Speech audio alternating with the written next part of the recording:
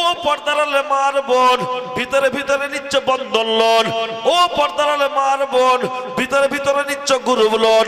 কানটা খাড়া করে শুনে রেখে দাও। আর রিবা সাবুনা হুবান আইসারুহা আনিয়ানকার রাজুলুম মাহ। সুদ খেলে 70 থেকে 77 ধরনের পাপ হয়। তার মধ্যে সবচাইতে ছোট পাপ হলো নিজের ছেলের সাথে মা বিয়ে করলে যতটা গুনাহ হয়, একটা পরপুরুষের সাথে 36 বার যারা ব্যভিচার করলে যতটা গুনাহ হয়, যারা সুদ দিচ্ছে সুদ দিচ্ছে অতটা পরিমাণ গুনাহ হচ্ছে। ও পর্দার মা বোনেরা, ঘন্টার ভিতরে খেমটা নাচ।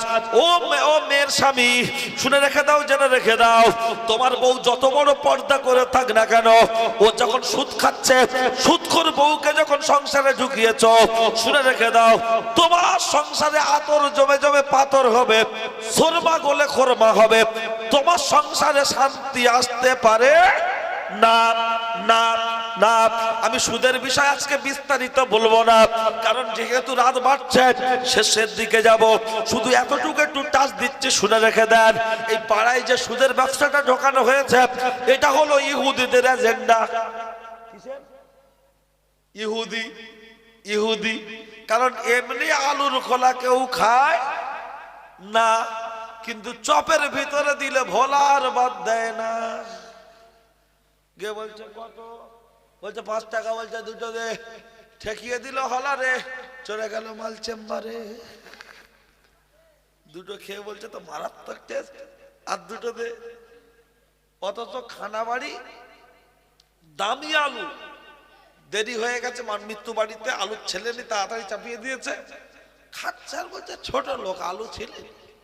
আর চপে যে আলু দিচ্ছে, ও আলু সিদ্ধ করার পর হামান দিতে যখন এটা মারছে না, দেখি ফাটাম করে বেরিয়ে গেল। চপের দোকানদার জিজ্ঞেস করছে কি গেল, বলছে পচা পচা। তার মানে মালটা সিদ্ধ হয়নি, পচা বেরিয়ে গেছে দাগ, তাই আমরা মেরে দিচ্ছি। আর খানা বাড়ির আলুর খোলা সেটা পাশে জমা করছি। তাই এই যে পাড়ার ভিতরে ঢোকানো হলো কেন, এটা আপনার মাথায় নেই। এই বাচ্চাগুলো, এরা যতই মক্তবে পড়ে দোয়া করুক, ওই দোয়া যেন মসজিদের ছাদের উপর থেকে আল্লাহর দরবার পর্যন্ত না যায়। আমি মঞ্চের বক্তা, আমি যতই কান্নাকাটি করব, আমার এই দোয়া যেন মঠের দিক হসপিটাল যেন পার না হয়। আমি মসজিদের ইমাম সাহেব, আমি যতই কান্নাকাটি করি না কেন, পাড়া সব লোকের বাড়ি খেতে হবে। যে সুদখোর যদি বলি তার বাড়ি যাবো না, তখন কমিটি বলে হুজুর ওসব বললে হবে না। যার বাড়ি গান বাজনা চলছে, মেয়ের বিয়েতে গুপকাপ গুপকাপ গুপকাপ ডিজে, গুপকাপ গুপকাপ ডিজে নাচছে সব নিজে নিজে, হুজুর যদি বলে ওর বাড়ি বেপথে যাবো না, বলছে তুমি ইমাম সাহেব লোক, অত দেখবে কেন, যাবে শুধু সই করাবে চলে আসবে, তোমার দেখার দরকার নেই। যেরাম কমিটি সেরাম ইমাম। ইমাম সাহেব যদি একটু কড়া হয়, তখন বলে বুঝতে পেরেছি তোমার থাকার ইচ্ছা নেই। কি বলছে, বুঝতে পেরেছি তোমার থাকার ইচ্ছা নেই। আর অধিকাংশ কমিটির ভিতরে দেখবেন 2-4টে হারাম কর থাকে, একটু ভুঁড়ি মোটা, গ্রামে একটু প্রভাব আছে। কিসির প্রভাব বুঝতে পারছো, বুঝলো? হ্যাঁ, লোক বলে দাদা, কিছু হলে তার কাছে যায়। জীবনে মসজিদে আসে না, ও নাকি মাতোয়াল্লি ক্যাশিয়ার, ভালো করে পেশাব করার তরিকা জানে না। ও মসজিদ কমিটির মেন, যা করতে হবে শুনে করতে হবে, ওর বুকের উপরে গাড়ি চালানো দরকার না। তবে এরম মাল আপনাদের এখানে নেই, যা বলছি বোধরা পার করে। এর মাঝখানে জীবনতলা আছে না, ভালো জায়গা, মারাত্মক জায়গা, চারিদিকে লাইট জ্বলে, মার খেয়ে মরবো, ঠিক আছে। কারণ যারা যে জায়গার যোগ্য তাদের তো সেই জায়গায় রাখতে হবে, কথা ঠিক কিনা? যারা 5 ওয়াক্তের নামাজি, ওরা কমিটি থাকে 4 জন, আর বেনামাজি জুম্মার নামাজি ওরা আছে 6 জন, 6 আর 4 10। হ্যাঁ, আর মেন লোক সে খুব একটা আসে না। আবার যদি আসে, মুয়াজ্জিনের পাশে আলাদা করে পাটি দিয়েছে, বলছে ও কাকা এখানে বসে, এখানে বসে। কেন? সুদখোর মসজিদ, মদখোর মসজিদে যদি গেট থেকে চলে, এই বেরো বেরো, কেন মদ খেয়ে থাক। ও যদি জোর করে মসজিদে ঢোকে, 2বার বার করে দেওয়ার পর 3বার মাথায় যদি যায়, ও চামড়া তুলে না, হবে না হবে না? মদকে বাদরামি করছো, বিয়াদব। মদকে মার মানে কি, প্রথম মারবে কে? সেই হুজুর, ভরি বড়, বুঝেছে? হ্যাঁ, তা বলছে আমি আছি, কে কি বলে দেখে নেবো। ওর 4-5 ভাই তো কি হয়েছে, আমি দেখে নেবো। কে বলছে? ওই হুজুর। তার তাহলে মদও না পাক, সুদও না পাক, মদখোরকে তাড়িয়ে দেয়া হচ্ছে আর সুদখোরকে কমিটির উচ্চ জায়গায় বসানো হচ্ছে। কেন? মাল আছে তাই। ওর যদি লজ্জা শরম থাকে, আমার এই বক্তব্য যদি কানে পৌঁছায়, লজ্জা থাকলে ইস্তেফা দেওয়ার দরকার। সোশ্যাল মিডিয়ায় সারা জায়গায় বক্তব্য যাবে, অন্তত সেটুকু ভাবু। ও ছেলেরা, নওজোয়ান যুবকেরা, কোন কথা বলছিলাম ভুলে যাইনি। তাহলে এই বেনামাজিদের বক্তব্য, এমন কিছু মানুষ আছে 5 ওয়াক্ত নামাজ পড়ছে অথচ তার বাড়িতে সুদের ব্যবসা চলছে। আর এই সুদের ব্যবসাটা পাড়ায় ঢোকানো ইহুদিদের এজেন্ডা। হুজুর যত দোয়া করুক বছরে একবার আসবে, কচি মুরগির ঝোল আর আঙ্গুল আপেল বেদানা পরোটা হুজুরের সামনে দেবে।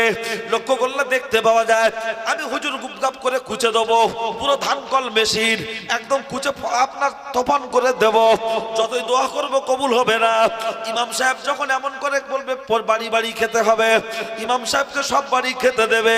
লক্ষ্য করলে দেখতে পাওয়া যায়, ইমাম সাহেব যদি কঠোরতা অবলম্বন করে, তার চাকরি নিয়ে টানাটানি করবে, মেম্বারে দাঁড়িয়ে সত্য কথা বলতে পারে না। সব জায়গায় না হলেও বেশিরভাগ জায়গায় লক্ষ্য করলে দেখতে পাওয়া যায়। ও ছেলেরা, এটা ইহুদিদের এজেন্ডা, এই জন্য বলেছি। ও ছেলেরা, কিতাবটির নাম হলো আফগানিস্তানে আমি আল্লাহকে দেখেছি। সেই বইটা একটা তত্ত্ব আছে, তুলে ধরলে বোঝা যাবে, কিন্তু আমার আজকের ওদিকে বলার ইচ্ছা নাই। আমার যেটা বলার উদ্দেশ্য আমি সেদিকেই যাচ্ছি, তাই ওদিকটা আমি ছোট করে আনছি। এমন কিছু নামাজি আছে 5 ওয়াক্ত নামাজ পড়ছে অথচ লক্ষ্য করলে দেখতে পাওয়া যায় ছেলের বিয়েতে মোটা মাল দাবি করে নিচ্ছে, দাড়িতে হাত বুলাচ্ছে আর বলছে ভাই তুমি হবে আমার বিয়াই, সব যেন রেজি থেকে না চাইতে পাই। তওবা আস্তাগফিরুল্লাহ। ভাই বছরে একবার করে যায়, 41 দিনের চিল্লায় যায়, বছরে একবার করে ফুরফুরা শরীফ জিয়ারত করতে যায়। আমার কোনো লোভ লালসা নাই, তবে যা দেবে সব থাকবে তোমার মেয়ের আমার ছেলের। তার মানে খড় খাবে না, গাদায় গা ঘষছে। তার আগে বলছে কোনো দাবি নেই, আর বুড়ো পরে বলছে ওর বাপেরা ফকির, একটা হাত দেশে চুলির মতো ছোট, খাট চড়বড় করছে, গাড়ি দেবে কিনা আল্লাহ জানে। এই কথাগুলো যখন বৌমার কানে যাবে, আর বুড়ো যদি বলে আমার ছেলে বউ ভাত দেয় না, ওতে ভাত দেওয়ার পরিবর্তে ইঁদুর মারা বিষ দেওয়ার দরকার না? আর এখন বলছে ভাত দেয় না, দেখাশোনাকে বলা যায়নি, একদম কোনো টেনশন নেই ভাই, তোমার মেয়ে আমার বাড়ি যাচ্ছে, আমার মেয়েও পরের বাড়ি গিয়েছে, মেয়ের মতো করে রাখবো, বেশি আউমাও করার দরকার নেই।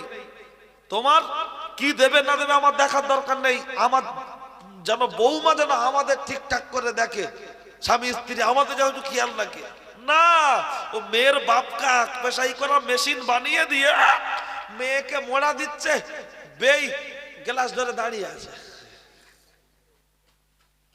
আর এদিকে বলছে ভাত দেয় না। ও ছেলেরা, আমার নওজোয়ান যুবকেরা, কিতাবের মধ্যে এসেছে, লক্ষ্য করলে দেখতে পাওয়া যায় নামাজ ভালো কাজে আদেশ করে, অসৎ কাজে নিষেধ করে। ইন্নাস সালাতা তানহা আনিল ফাহশাই ওয়াল মুনকার। এই আয়াতের ব্যাখ্যাটা দেওয়ার জন্য, প্রমাণ দেওয়ার জন্য আমি বাস্তবসম্মত কিতাবটির নাম হলো সিরাতে ফারুক আযম, ওই কিতাব থেকে একটা উদ্ধৃতি তুলে ধরব। উদ্ধৃতিটা অনেক বড়, খুব শর্ট করে একটু বলবো। লক্ষ্য করলে দেখতে পাওয়া যায় কিতাবের মধ্যে এসেছে, লক্ষ্য করলে দেখতে পাওয়া যায়। ও ছেলেরা, ও নওজোয়ান যুবকেরা, নামাজ ভালো কাজে আদেশ হচ্ছে কিনা দেখে নেন। রাস্তার পাশ থেকে একটি ছেলে হেঁটে হেঁটে যাচ্ছে, তবে যে বইটার নাম বললাম বাজারে কিনতে গেলে পাবেন না, ফুরফুরা শরীফের মেজো হুজুর পীর কেবলা লাইব্রেরিতে বইটা আছে। আমার আব্বাজান যখন ওখানে ইমামতি করতেন, সেই সময় আব্বা বইটা ওখান থেকে নিয়েছিলেন। বাজারে কিনতে গেলে পাওয়া যায় না, বড় বড় পুরাতন লাইব্রেরি যেখানে সদস্য থাকলে বই আগে পড়তে দিত, হয়তো সেখানে পেলে পেতে পারেন, কিন্তু লক্ষ্য করলে দেখতে পাওয়া যায় ওই সিরাতে ফারুক আজম বইটার ভিতরে আছে। রাস্তার পাশ থেকে একজন যুবক হেঁটে হেঁটে হেঁটে হেঁটে যাচ্ছে, আর একজন যুবতী রাস্তার পাশে দাঁড়িয়ে আছে, আর মেয়েটার দিকে ফেল ফেল ফেল ফেল করে তাকিয়ে দেখছে। মেয়েটা একটু মাথা একটু সরে গেল, ছেলেটা আরো ঘুরে তাকিয়ে তাকিয়ে দেখছে। তখন মেয়েটি বলছে, এই আব্দুল্লাহ, তুই কি চাস, আমার দিকে কেন তাকাস? তখন ছেলেটি লজ্জার মাথা খেয়ে বলল, আই লাভ ইউ, আমি তোমাকে ভালোবাসি। মেয়েটি তখন বলল, তুই গরিবের ছেলে, চাঁদা তুলে চলে, বেকার ছেলে, কলমার মলমের ব্যবসা করে খাস, আমাকে ভালোবাসতে চাস, তোর কি লজ্জা শরম হয় না? কিন্তু এ তখন বলছে, তুমি যা বলবে বলো, সব আমার আশীর্বাদ মনে হচ্ছে। এখন কিছু ছেলে পুলে আছে দেখবেন 18-17 বছর বয়সে এদিক ওদিক ঘুরে, একে অপরে বিশাল মিল। হ্যাঁ, তার কারণ সব ফোন করে এক জায়গায় বসে, এমন ভাবলে ফোন করবে, বলবে দাদার সাথে কথা বলো। দাদা না, ওর থেকে 3 বছরের ছোট। বন্ধুরা বলছে, ও কি করে? বলছে ওর আব্বার মোটর সাইকেলের শোরুম আছে। আর ও কি করে? বলছে হেলিকপ্টার চালায়।